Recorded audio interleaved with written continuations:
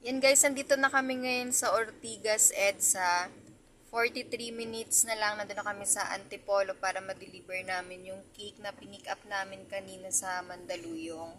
So guys, habang nasa biyahe tayo, magbibigay lang kami ng tips ng asawa ko sa mga motorista nating nagmomotor.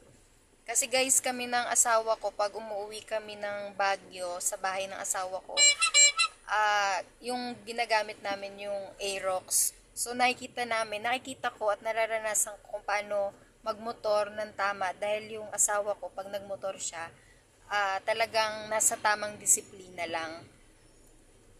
So guys, bibigyan ko kayo ng mga tips para iwas tayo aksidente, iwas abala, at minsan kasi nababalitaan din namin sa radyo, may mga nagbubuwis pa ng buhay dahil sa maling pagmomotor.